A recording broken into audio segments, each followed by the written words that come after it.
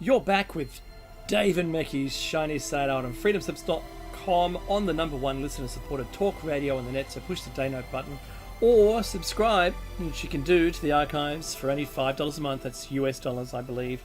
If you're new to Shiny Side Out, welcome aboard. This is a tinfoil hat zone, and we do talk about a lot of things that you may want to only talk about with your friends, but we do it openly on air. So keep your arms within the vehicle, turn off your personal reality inverters, and please, no flash photography. If you've been to Disneyland, you know what I'm talking about there.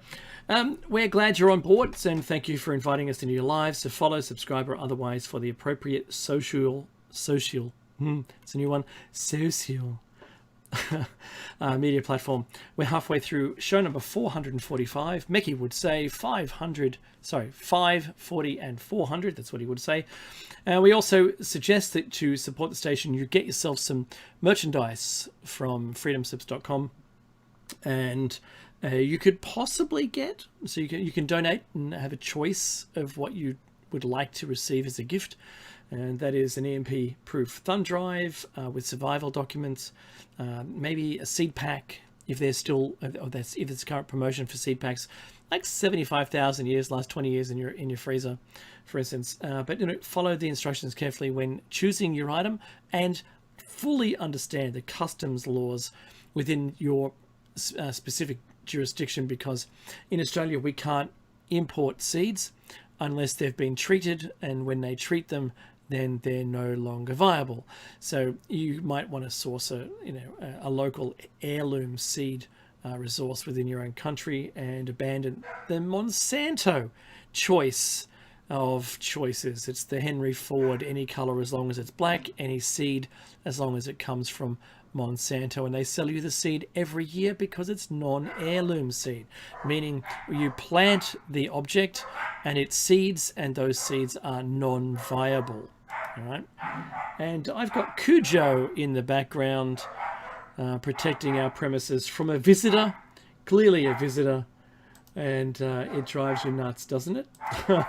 Now, well, we're all living in a Stephen King novel one way or the other. Yeah, that's right. I drive Christine, the car. I've got Cujo, the dog, or Hound of the Baskervilles. I don't know which you'd prefer, Steve. You're living in the stain. So, to be honest, look, I bought an engine for my car from the wreckers or the parts yard, right? And when I bought it, it's a supercharged engine, and I put it in my car, and it's all good. But when I was buying it, and geez, it's good, I have to tell you, it's so much fun. No electric motor for me. I like petrol fumes and going fast. I don't just like going fast. And I race cars as well, and I'm a sponsored driver, just letting you know. I've got a very, very busy life. However, when I bought the engine, I said to the guy at the parts place, the wreckers, and I said, where'd it come from? And he said, oh man, it's a hard story. I said, what happened? Was it a total? And he goes, yeah, well, the insurance company said the car was written off. And the guy was crying because he loved the car so much. It was crazy. And I said, well, what happened if it wasn't in an accident? And he goes, yeah, no, it was, it's simple. He said, he had an affair, and goodness me, that's my partner. And so his girlfriend when she found out he was having an affair, she went to the car with a bat, and she broke every window and dented every panel, and the insurance company called it a write-off.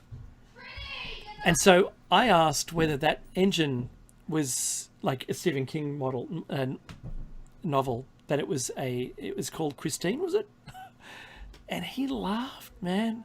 He laughed like it was. So if there's an obituary, or I'm crying one day when I'm on air because my car was ruined by my girlfriend with a bat, you know what's going on. All right, just there's the backstory to that. Oh man, I do love driving it. That supercharger whine, it's just amazing. I love the planet, and I do everything else. Everything else I do in my whole life is as eco-friendly as as possible. I have a house made of steel and Hebel, and it's the most, it rates one of the highest insulated houses in this area, or in New South Wales almost. It's truly amazing. It's fireproof and fire safe, and I live in the highest fire zone, extreme fire zone area, and it can't burn. And I've done all the right things in the right places. Well, dude, you would have had to have built with those requirements to even get insurance. Yeah, completely. Exactly. Yeah. So I'm with you, and congratulations. And to have a bit of fun as petrol head, well, yeah, family and me do that too. So I'm not going to apologise for having some fun. Your home Is Steve still on? Yep. Oh, good. Yeah. I want to ask him a question. I'm seeing it's only happened in the last couple of days, and it's probably because of the way my software or the different devices I've used, what I'm used to searching. I'm seeing this huge landslide to Trump. Now, that's on the internet of what I'm seeing. And I'm not clicking on the links and checking. I'm just watching what, Google and all the different browsers are throwing up. the theory In the Australian media, Sky News has gone, oh, well, it's over, Trump's going to win. well, look, And yet still the mainstream media, which is sort of leftist-based CNN type thing, are saying that Biden's 7% in front. What's going on? oh well, they're just looking at the popular vote because look, the last 4 years has been based on the core of the left believes in the popular vote, and because they lost the electoral college so badly, yet there was such a staggering popular vote differential on top of the successful inception program, MK Ultraing the population that is violent right now into believing that Trump is literally Hitler. These people are running polls that are, based on going for democratic expectations. They want Trump to win in a way where he is hated so much that they will revolt, because that's all they got. They're repeating that kind of adage. Now, I've seen a map that shows, I think it's electoral colleges, but I'm Australian, so I apologise if the terminology is wrong, that shows red states versus blue states. And at the moment, all I see is just a red map. Right. There's a very good, it is believed that Trump's strategy for COVID and his strategy for the rioting period, and how he's handling everything moving forward, is all working in the favor, as in Trump is doing things that wide swaths of the American population agree with. And they're just not the most vocal people because of the lawlessness that has a lot of them terrified of outing themselves as saying, like, I'm kind of Republican minded now. I really like Trump, because then they have to co-sign everything they hate about Trump on an unconscious level, and they don't want that. They don't want that karma of being known as a Trump supporter, because they see the BS, but it is so abysmal to both the idea of the threats that are out there and the loss of social status amongst any crazy liberals that they need to like in this period of time. So that's kind of what's going on the down low. And at the end of the day, it's perceived that most of the country, we're talking like I think 1980 Reagan or whatever was like this huge, big sweep. Yeah. It's crazy, right? You're talking about how Trump handled COVID. From my perspective, what I see and what I look at, I think he's done the perfect thing. He sat back and said all the right things, but had to do very little, because at the end, isn't it the governor's responsibility of the state? Yeah, everything that's been happening here has been piecemeal by the states, right? Well, it's the same here. Our states, we have a federal government. Our states' premiers, because they've got emergency powers, think they're Hitler. This is the first time in their life they've ever experienced ultimate power. And haven't they run with it? Well, it shows you who's who, doesn't it? So wait, is your so wait, all those states, they kind of lead on what your central government does, like the way the United States is republic? No, they go totally the opposite at the moment, because our federal government that controls the country is Republican, and the states are made. There's 7 states and 2 territories, which are governed by governors, or what you call governors, we call state premiers. And the governor's republic, but the states are all left. So they're pulling the game that they control the borders. That's why we've got parts of the country closed down, only for leftist political reasons.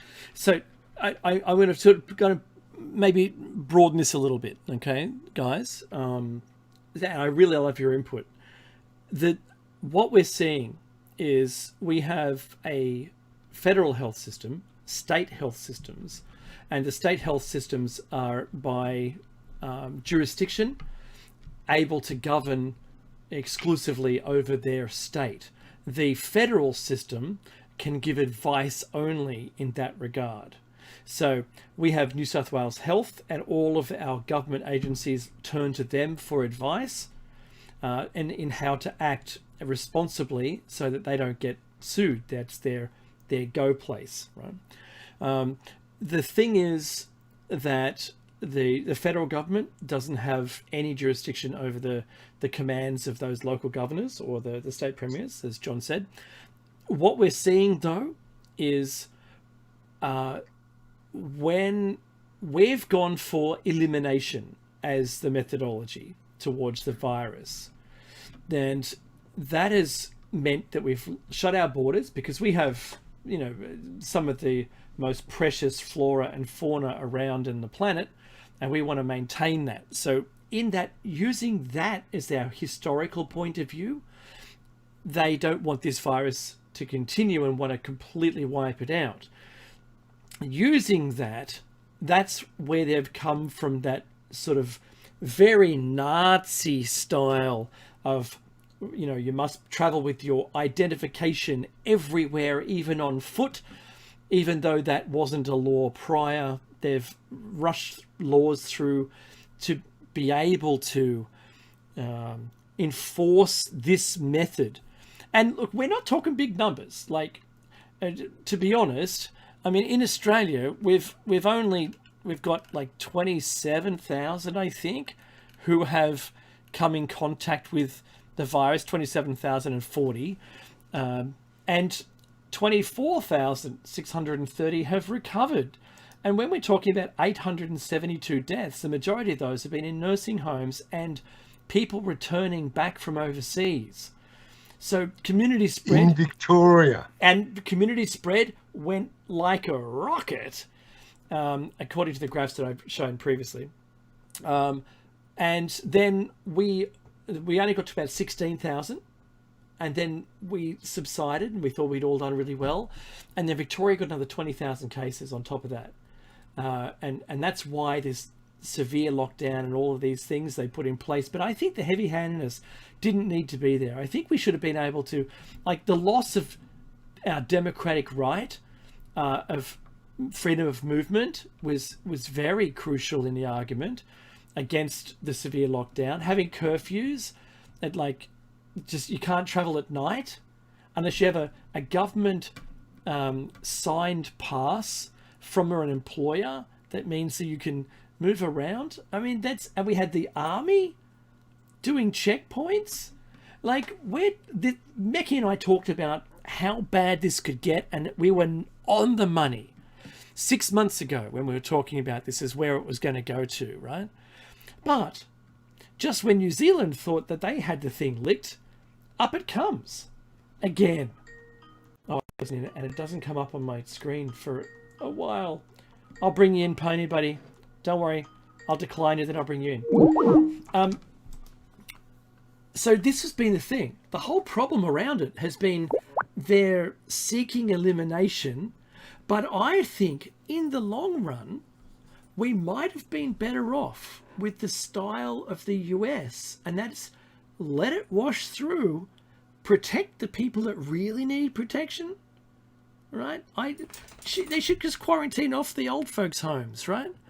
Make anyone 60 years and older, just limit their access to everything. Make masks, despite their uselessness, make masks compulsory for those over a certain age or with a condition, right? Seek doctor's advice. If the doctor says, yeah, I think you should wear a mask, put a mask on. But if not, then no. Because maybe, just maybe, we'll have a better chance if we've experienced, say, let's call it SARS-CoV-2, and when the variant of SARS-CoV-2A comes around, maybe having this exposure will mean the next one's not worse. Does it make sense? Because if we're looking at maybe 2 to 10 years for an actual working vaccine that's safe, that doesn't give you spinal cord damage like it did in England during the testing, right? And no one's going to line up for that vaccine unless they make it mandatory, which, you know what, in this current Nazi-styled control, attempting elimination, we're going to see it become mandatory or financial disincentives. And I'm going to put this around the table. Harry, you're first. Look, I think, what we're looking at is trying to jump through the hoops, hopscotch. And we are a test bed for the world at the moment. However, I don't know if you heard of Charlie Ward in the UK. Have you heard of him? No, I haven't. Yeah, he's come out and he was basically a money handler, exchanger for governments and countries. And he's met a few dignitaries over the years, like diplomats and stuff. And he's basically said that Trump's like a savior, not a savior, but a good guy. Mm-hmm. And he's actually there's a thing called the Philippine gold, and it's a reserve of gold that blows China's gold reserves and America's gold reserves out of the water. Yeah.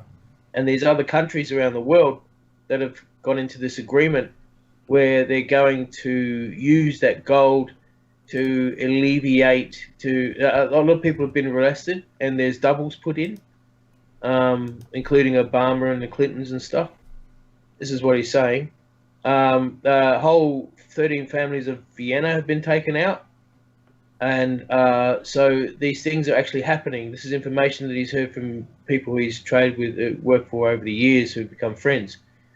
And Kerry Cassidy is on his case at the moment too. She's interviewing him and that to try and rip him apart, see who he really is. So it's so there actually is good change happening, and that's something that I want to project into this very, very tense and diabolical time that we're facing, with the things that they're trying to, stringent measures they're trying to put in here. But the only way I think we can deal with it is, like I say, strategically get in there, arrest the people. I mean, forcefully arrest them, because they have to be arrested, because, it's just, are we all on fluoride or something? What's going on here? Is anyone got we're on lithium, they're spraying lithium. Yeah, we're all too calm. I'm going to introduce Pony. That's ultimately it, though. Most people, unless they're actively getting fluoride-free toothpaste, actively getting fluoride filtered, which is a very specific filter, water. And I try to do both those things, and I'm pretty good about it. And I've been like that for a long time here in the States where I am. But between having your dosage of fluoride, everything else we've been talking about, like all these little left brain games, and a lot of them are very mindless games on top of that, combined with the oxygen depredation of the mask and the disincentive to be sociable because it's awkward having regular conversations in the mask, especially if you've got these guys that wear these unnecessarily thick masks and it's all mumble mouth. Yeah, to be honest, Steve, I've got a couple of N95s and the regular surgical masks, and I can't walk around at all because I feel like, I start to yawn. I'm not getting enough oxygen. I'm really struggling with wearing it. Talking in one is absolutely awful. And you know what? Trying to understand someone, just like you said, it's very difficult unless you actually do it. And I suggest if you're medically able to wear one, just try it. Just try walking around just at normal pace. Try to have a conversation with someone. It's just nuts. Yeah, try thinking about what you're getting at the grocery store. Yeah. Face visor. That's all I can say, people.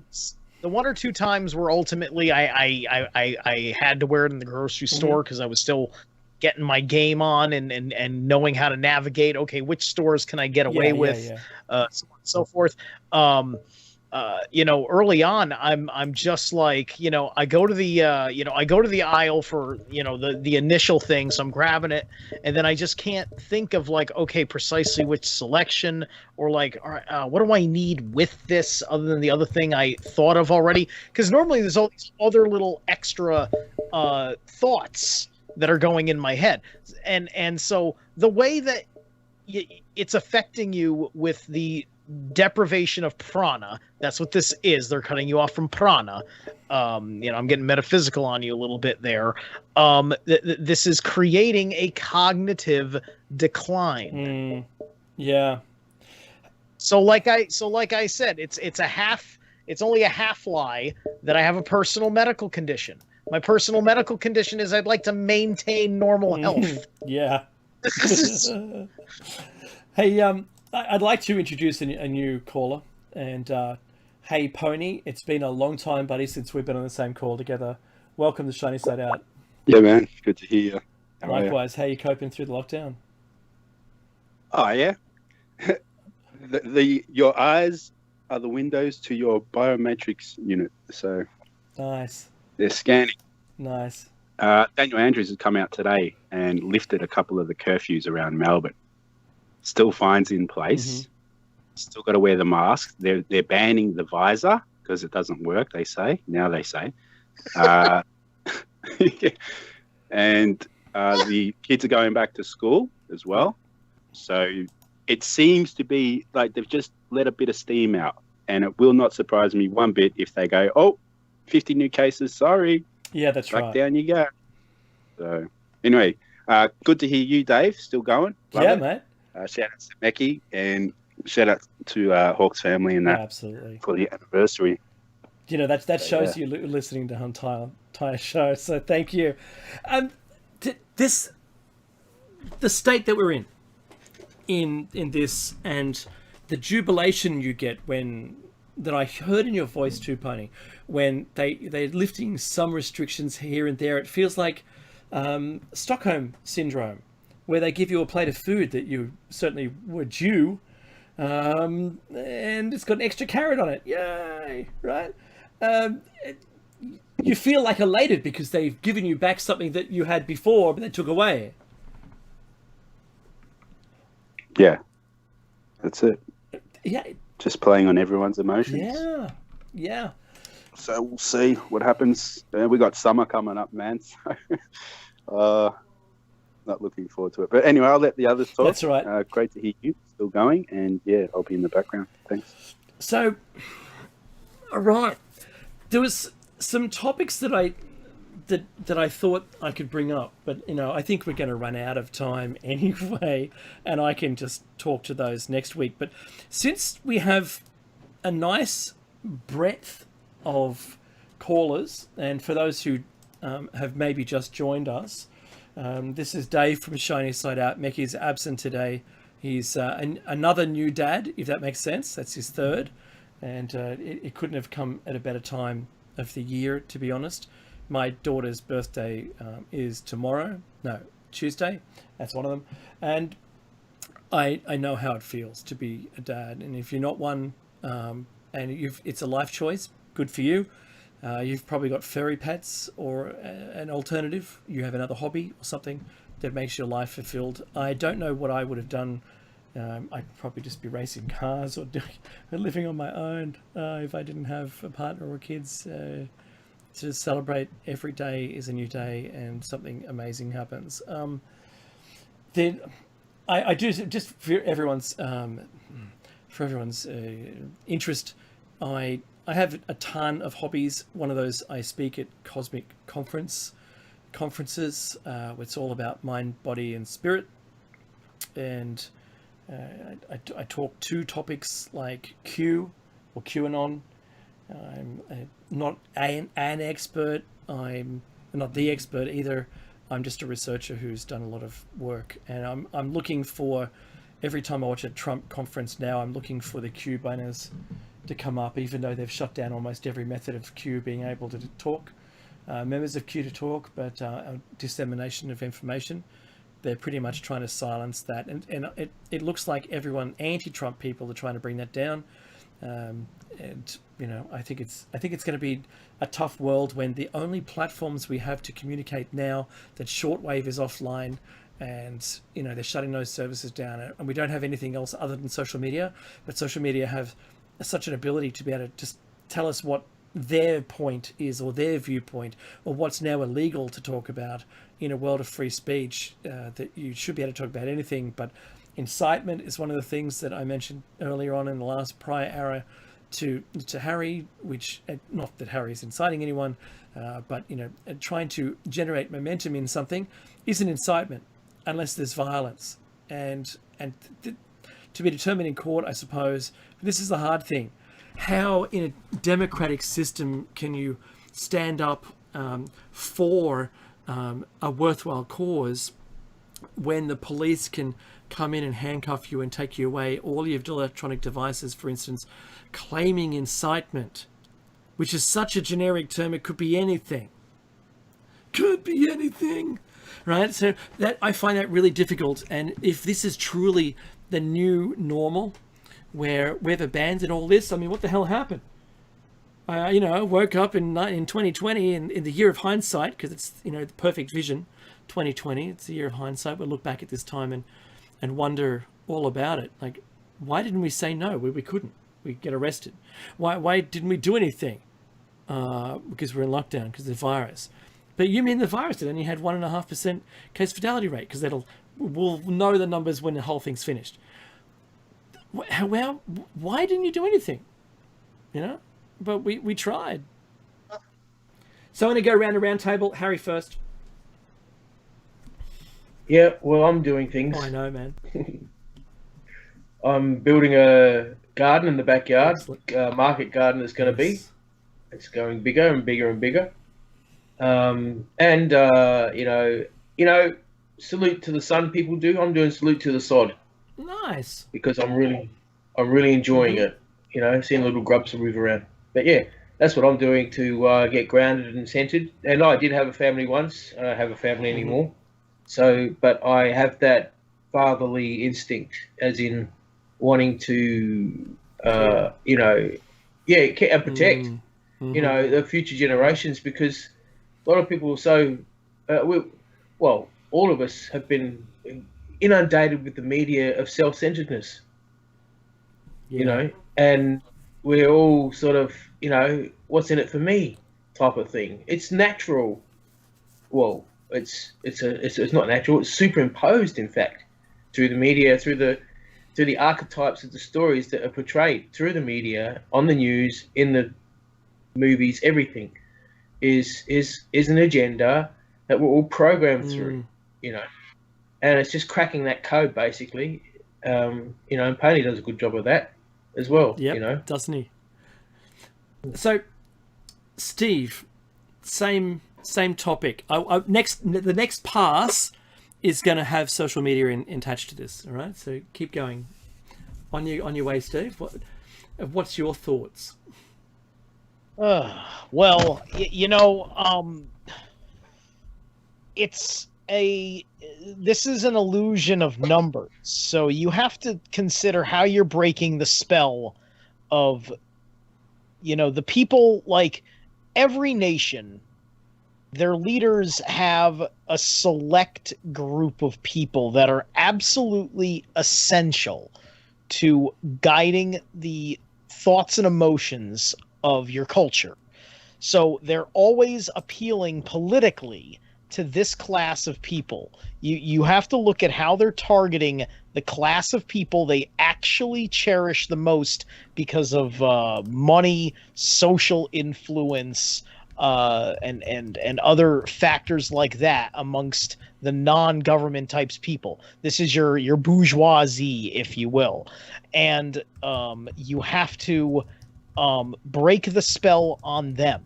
Okay? There's always that. It's always a certain kind of people in your nation. Movers and shakers that are, they're successful. They're not necessarily like enlightened people, but they're just, what the system has rewarded. You have to break the spell on them. And that's very hard because they have all sorts of particular attachments, especially because of all the favors that they are entangled with that is corrupt for them, but not criminal because they're just private persons. People are angry at Trump because, Trump donated money here, donated money there, and he had politicians by the balls in that sense because they were interested in his influence, right? And now that script has flipped. So those are the people that you have to convince that just because there's more numbers on the TV screen today than there were yesterday doesn't mean anything. Look at life on the ground. Look at the actual reality now that we've been having this for a while. Every country's got cases all over the place. And America probably has the least amount of unknown cases because Trump went with the strategy of a very aggressive testing, which was the only way to get through this, was the aggressive testing. If he didn't do aggressive testing, he wouldn't have been able to drive down the mortality rate, and we would have still been stuck in the harshest aspects of the lockdown because of A, the numbers, B, people locked in their homes, not being able to go out and see that there aren't dead people on the street. Right? Yeah. So you have to shatter this illusion about what it means that there are cases. It's like if you watch the second It movie, right? Like, how do they, defeat it? They started calling it a little baby. They trolled him to death and he became a helpless little baby and then they ripped out his heart, right? That's what you have to do to the coronavirus narrative. You have to treat it like it, and you have to have people that, that mock the virus. They have to mock it. They have to mock it ruthlessly in the face of those that empower it. Okay, so this has to be done. It can't be just memes on the internet. Memes is just you getting it and knowing it internally, your wits. You need to apply those memes and have the courage to get into an argument, perhaps a physical altercation, with somebody who can't believe how reckless you are. These things have to happen. It has to feel viscerally real. Thanks for that, Steve, because I totally agree. And look, we talked about being able to rattle someone's cage, where who rattles it doesn't matter. And from which direction does it happen? This is talking about social media, rather than the mainstream media. How do you shake someone away from the mainstream media's hypnotic gaze of information, where the person looking at that thinks that's the only source of news and it's all real and there isn't anything else? Once you've shaken them enough to get away from that, not physical, you shake their cage, you rattle them enough to be able to get away from it. And then they discover there's a whole plethora. There's news, more news than you can consume out there, and they're all maybe differing opinions on, and they don't always line up, or like a Venn diagram, there's very little unified coverage from different angles on some news stories, and some don't even exist in the mainstream media. You find this and it becomes like a moth to flame. You're drawn to an alternate news source, and then you can see through the mainstream media entirely, and where their agenda is and where they come from and what their slant is. All of that can only become visible to you, like they live with the sunglasses, when you've got the other point of view. And I think that's terribly important. John. Dude, just one thing I saw on the show notes that I wanted to see where you had any updates on was the ET situation. Yeah, that's right. So, please, yeah. We've got 25 minutes left, I think. Might as well have a go. I just going to say first that the social media perspective of the social media treating every person as an individual with a tailored direction they're going to take you in, with what they present to you and the stories and the way they're worded, so that they can steer you to a specific end point, usually a cul-de-sac, where you're going to be happy and content. And then once you're there, you get rewards. The rewards are confirmation bias of the position they placed you in. And so we all end up being isolated from each other, but we all have the same message being sent to us, and we all have the same thoughts. Now, when I said that years ago, when the Social Dilemma came out, my friends all messaged me saying, wow, you were right. I said, yeah, I know I was right. I've been right all those years. I've been right about it, and you didn't listen to me, and you thought nothing of it. And as soon as the Social Dilemma documentary comes out, what, you're on board with me now? What about all the other things I talked about, like UFOs? UFOs are completely real. Not all of them are alien, and not all of them are, tech not of this world, for instance. And now we suspect that they've been living in the ocean for generations. Right? Maybe they never left. Maybe they just went there because the land dwellers have to deal with all that climate stuff, and living under the ocean is an environment that never changes. Right? Maybe they came from a water planet to come here. Maybe these are the Watchers. There's so many questions and so many opinions, but only seeing one Tic Tac, not me personally, but the military video, and then the claims that they've actually got off-world stuff that was made not here, right? The US government.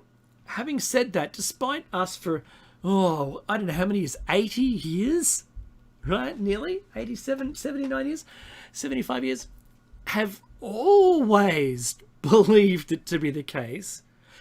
Now my friends are coming to me and saying, well, Dave, that all those experiences you had, maybe it was this.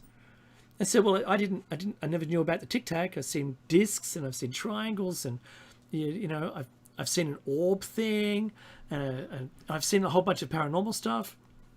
And I said, but the Tic Tac, that means it's real, right? I said, what do you think? Yeah, because they saw it on mainstream media. Bingo. And suddenly it's a belief what it was, system. It's a planned thing, isn't it? So what disclosure's coming? Bits and pieces at a time, but beautiful for the next, you say this is the beginning. What if they played the ET card? It's got to be the last thing they try. I know, right? So there's a beautiful meme this week on the internet, and it's like just a dude in a hoodie, and it's a cartoon, and he's poking the Illuminati symbol with the eye in the middle, right? He's poking it, and he goes, come on, alien invasion, because COVID's boring now. Like we do in Australia with an ant's nest. We poke an ant's nest. Sounds funny. Right? So it's a question of the experts that are going to be holding this up, right? Because one thing that I think a lot of guys in our conspiracy universe, we kind of get the order of operations wrong, right? It's like people don't look at the TV and they believe it because it's on TV. They look at the presentation on television, and it's not like they think that particular reporter is very, very bright at all. But the expert comes on from the institute and the government agency, or whichever combination they're in, if there's a combination of these various places that appeal to the authority that is convincing for whom? Those top people in your nation. This is the game. And so they come out and they say that. And so for them, it's not information they got on television. It's television was a medium for information they got from an expert. So everybody thinks that they've talked to an expert about this because they heard somebody else's conversation that was for them. That's why it's designed, Steve. That's right. It's a user-pay system, though. Like, you know, as soon as you become a politician at the level, you go to the $1 million luncheons. That's it.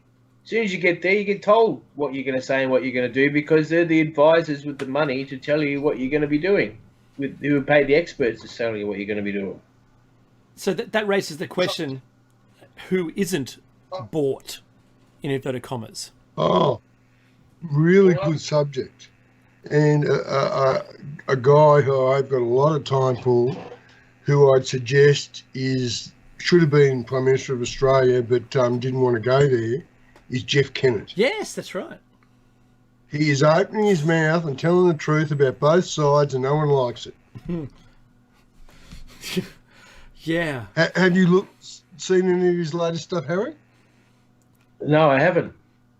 Is he coming clean? It's worth a look. It'll be on Sky, unfortunately, but you'll tend to see Sky as just full on Trump. Let's go. Yes. So Sky is specifically right wing, just for those people who don't know who Sky News is, Australia.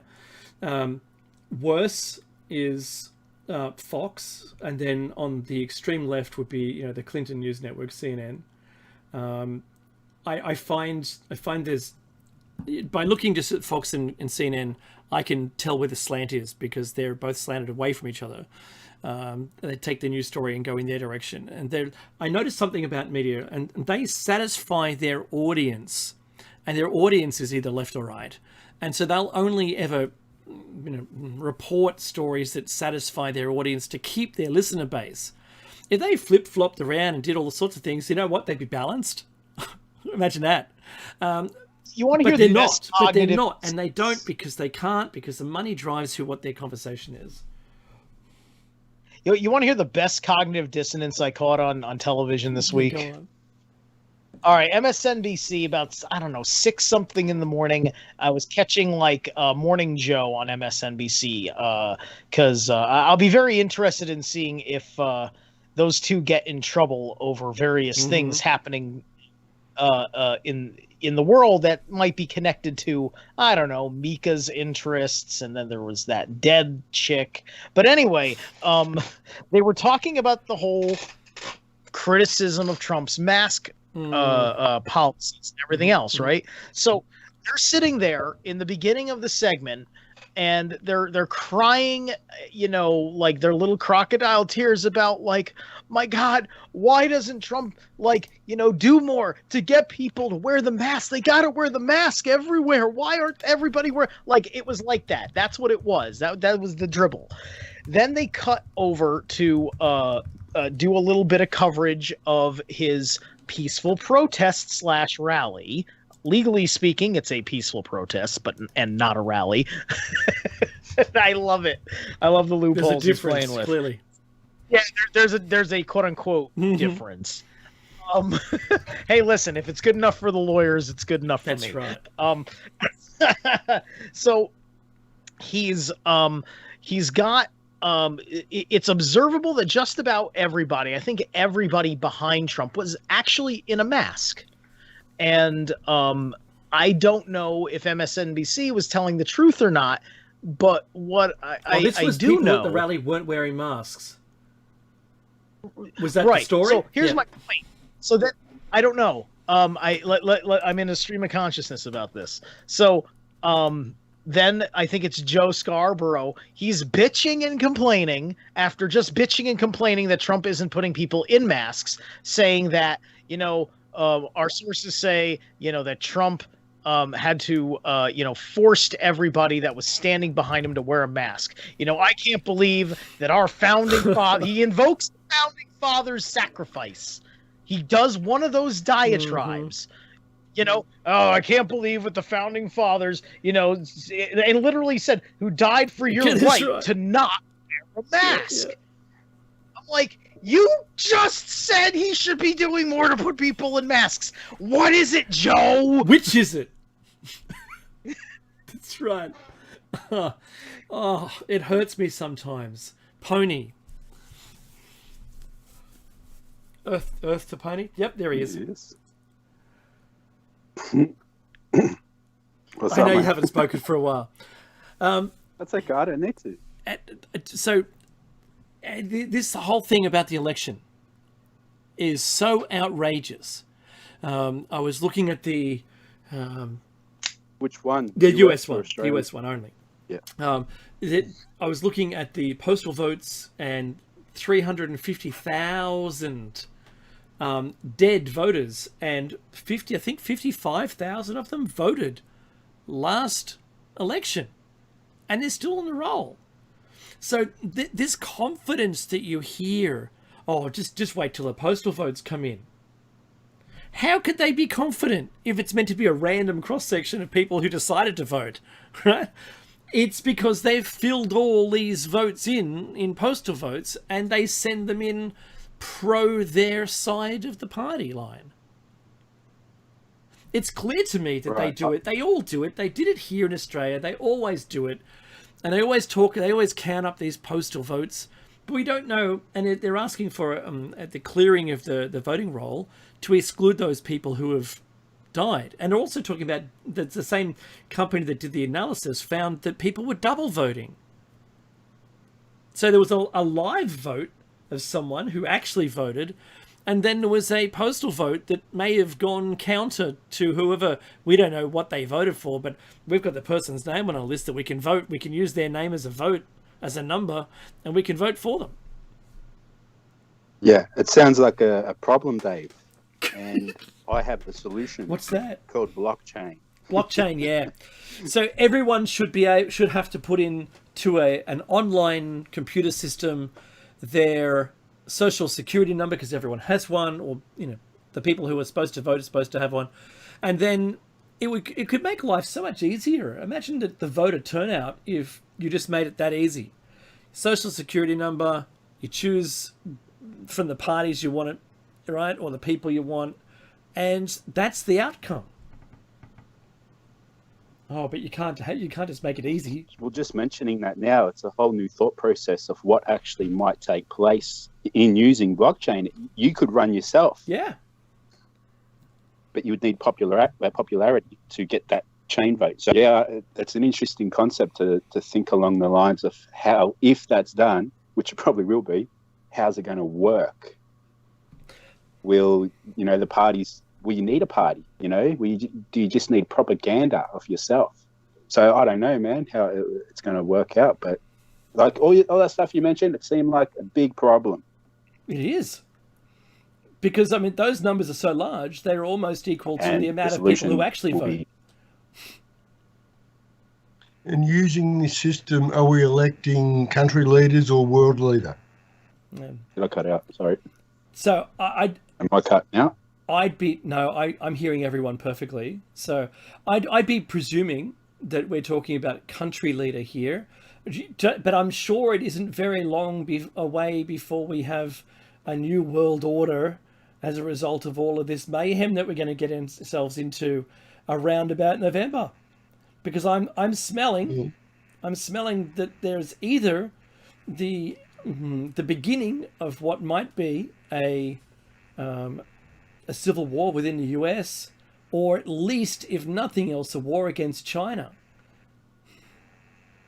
Well, David, did you see back in January, Tony Blair came on and made a statement that just gone all of a sudden, well, not all of a sudden, saying that the only way to solve COVID and the world is a one world order. Yes, I know. one world government. So doesn't that tell you all? And that's a long time ago. Yeah, no, it's what, 7 months ago, right? 8 months ago now.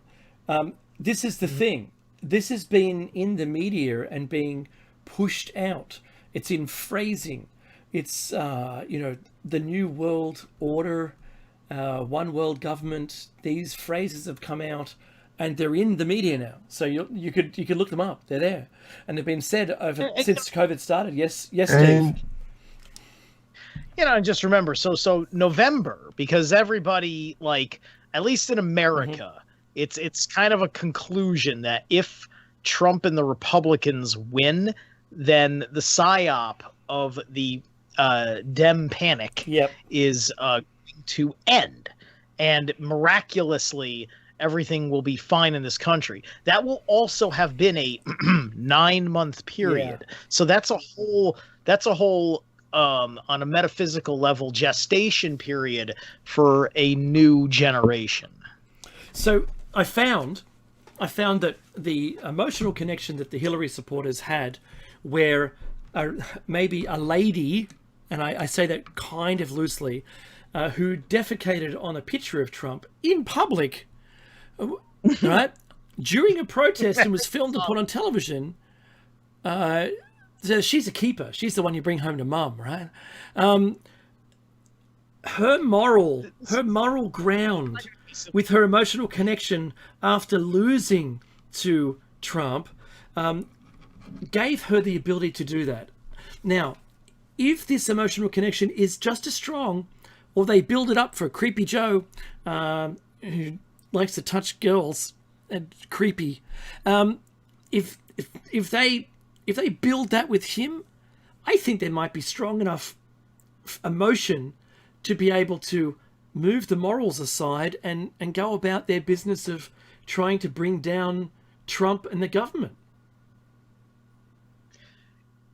You got to understand, man, everything that was permitted for one reason or the other for Antifa to do, with Trump playing the card of state choice, I don't like him, I want to take care of him, but I'm not even gonna put a slight amount of pressure, unless it gets way too high, on any of these states to interfere. You want Antifa? You are telling me that the people of your city, the people of your state, think Antifa is a good thing. This strategy is why there will not be a civil war. Trump is letting the radicals that are demonstrating with the most fervor show their own supporters, who are the kind of like the they'll post like their little Antifa flag on social media or whatever, but they're just supporters. Well, now that support is coming home to roost, and they have no idea who you are. And you didn't realize that you had something wrong with you in their eyes. And that kind of thing is happening. There's not going to be a civil war. There will, however, be a little bit of terrorism. There'll be a conflict. There'll be conflict, right? Because somebody is going to want to fulfill their "I'm ISIS but not ISIS" dream as Antifa, and start doing some stuff like that. Okay? And so we have to be a little careful, and that's going to be really short-lived. This is coming from nothing more than my intuitive. It's going to be short-lived for all these various reasons. But at the end of the day, there are some loose cannons, because, they're trying to control the chaos that they themselves created for a purpose. But it's chaos, and you get the wrong dreg of society screwed up. I mean, like, if anybody's ever seen the anime Akira, I love that. This is why you don't give power to a crazy punk kid. So sorry, Steve, cut you off. Go ahead. It's the end of the show. Please go. I know. All I was going to say, thank you, was that the left is talking about wanting to not secede. Oh, sorry, not. No, that's the wrong word. Not accept defeat. Not admittedly, openly admit that they've been defeated by the election, waiting for the postal votes to come in. And the Trump is saying that, I don't believe the postal votes are going to be accurate because of this research we've had done, and it seems totally fraught with fraud. That itself they're now ramping that discussion up to try and, I think, bring some kind of violence in it, that they're going to overthrow the government and jail Trump and do it forcefully, like a coup d'etat, because he says that I'm not going to step out until it's been proven that I lost. Because at the moment, he's the kind of guy, and I keep hearing people say this, he looks like he's going to lose until he wins. I think he's got more likelihood of winning this more than outright. But it's only how much emotional connection can you get those people to get out of their chairs and actually vote that's going to mean the difference between Trump winning and losing, or from either party. I'm watching the Trump rallies, and there's so many people turning up at those, and I'm not seeing the same numbers at the Biden rally. So, I look. It's one of those things. Watch this space because it's going to come out. I'd like to, as the music's just about to start. There it is. I'd like to thank Steve, Harry, Pony, and John for joining me on the roundtable. Absence of Meki. Coming up next is Jer Bear and his awesome show. So be a part of his show. Listen to it. Always some good tunes. And we'll catch you next week for another Shiny Side Out.